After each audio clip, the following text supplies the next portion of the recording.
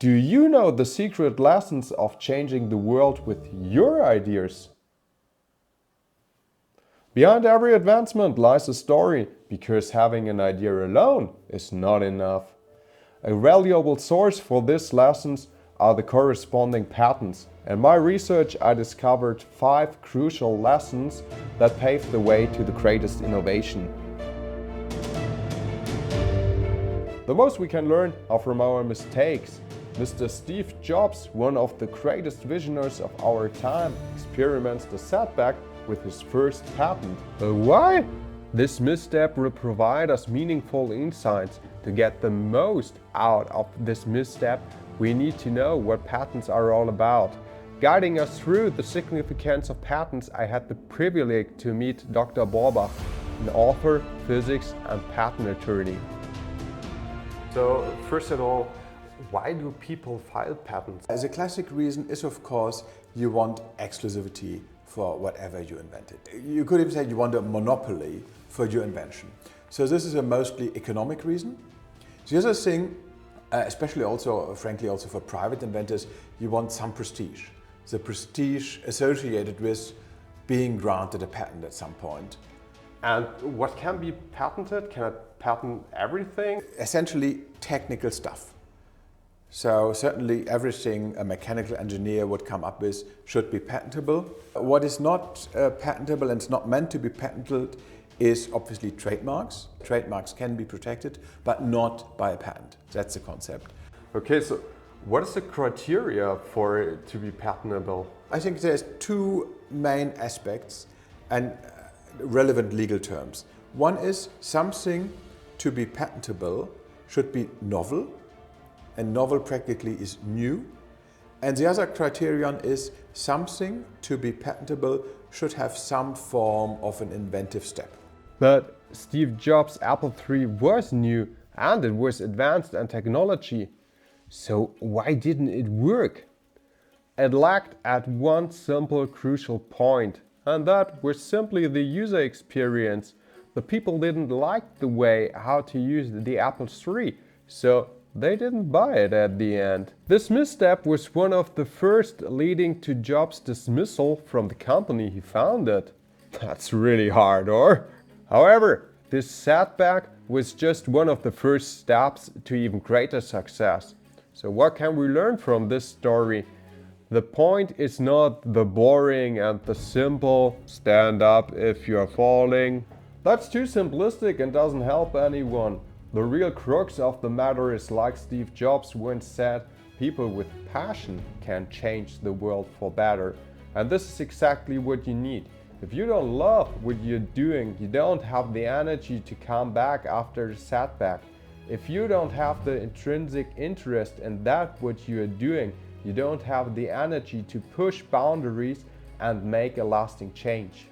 When I look to the patent here, a question came up to my mind. What have Steve Jobs and Steven Spielberg in common? Correct, both are visionaries and changed the world in their discipline. And both have patents, but that's not what they are known for.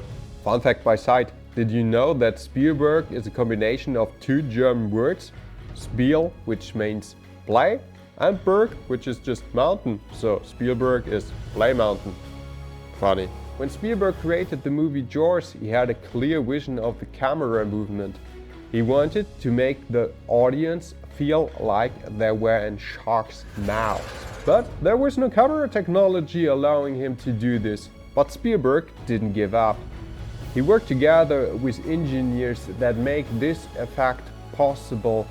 The system was a great success and it helped him to create Jaws, one of the most iconic films in the history. If you want to reach great things, don't let technology limit what you're doing, because then it can do everyone else. If you want to do something, build your own technology if you need it and go out for it. Imagine it's summer and you want to go to the beach. But you can't go because you're in a new job and the jobs force you to be there. Exactly this happened to Jack Kilby in 1958. All his colleagues go for vacation, but he needed to stay in the lab. But he had the lab for his own, so he can do what he was passionate for. What would you do if you have a lab completely for your own? Jack Kilby used that time to make a great invention. He comes up with an integrated circuit, a piece of silicon where every electronic component you need is combined at one piece. And this was an absolute game changer for the industry. So this story tells us you never know when a great idea comes up to your mind. And if it's vacation time and everyone else is outside, do what you like to do. Just like cool innovations often popped out of the blue with a big surprise. I was really surprised as I read at patents that there are a lot of similar patents from different nations dealing with the same topic. What does it mean if you have a local patent for something to the rest of the world? So this leaves me with a question mark. So I drive once more to our patent expert Dr. Borbach and raise that question to him.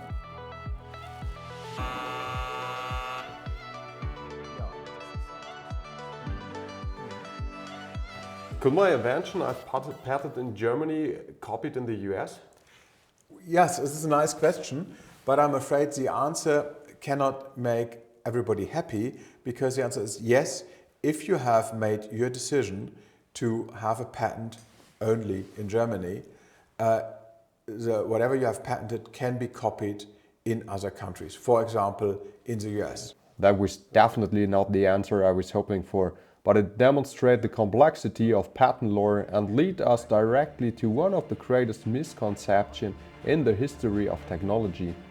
Have you ever wondered who invented the light bulb? If you think it's Thomas Edison, you're sadly wrong. In fact, Joseph Swan wrote the first patent for a light bulb 2 years before Edison.